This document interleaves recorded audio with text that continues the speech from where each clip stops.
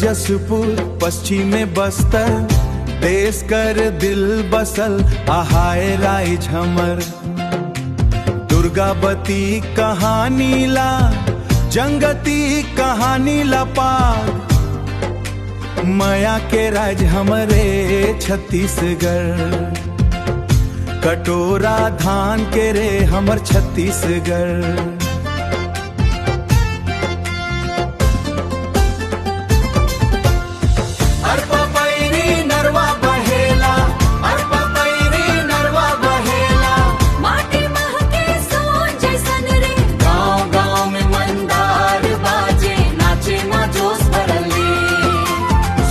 कर बोली कर्मा कर रंग, माया लुटाए सबके संग।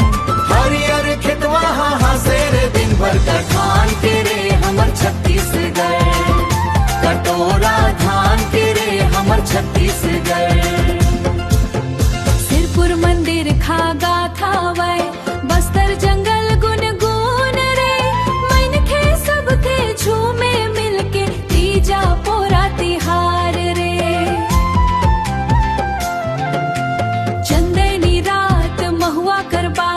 गूंजे गीतवा हर एक पास, भाईचारा बसल हवै इहाँ माया के राज हमर छत्तीसगढ़। मजदूर किसान संग जवान गढ़थे अपन पहचान रे। नदी पहाड़ यौ बन उपजेला, सजगे धरती धनवान रे। रौत नचायो पंथी गीत, दिल ला छू जाथे हर प्रीत। जन जन गाथे गर्व से आज, जन जन गाथे गर्व से आज। कटोरा धान के रे हमर छत्तीसगढ़। नरवा बहेला, नरवा बहेला। माटी महके सोन जैसन रे, गाँव गाँव में मंदार बाजे, नाचे ना जोश कर बोली कर्मा कर रंग, माया लुटाए सबके संग। हरियर खेतवा हंसे रे दिन भर कटोरा धान के रे हमर छत्तीसगढ़।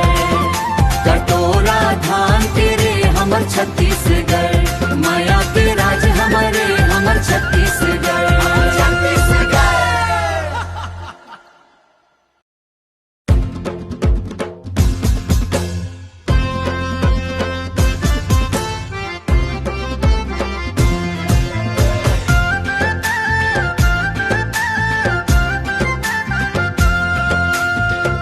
जसपुर पश्चिमे बस्तर, देश कर दिल बसल आहाय राय झमर। दुर्गावती कहानी ला जंगती कहानी ला पार, माया के राज हमरे छत्तीसगढ़।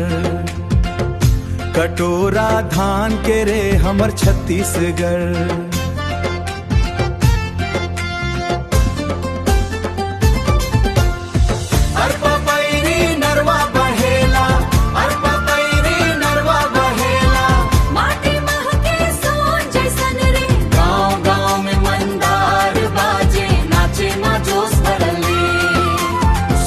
कर बोली कर्मा कर रंग, माया लुटाए सबके संग।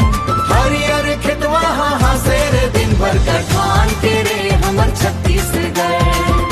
कटोरा धान के रे हमर छत्तीसगढ़। सिरपुर मंदिर खागा थावय, बस्तर जंगल गुनगुन रे। मन खे सबके झूमे मिलके तीजा पोरा तिहार रे।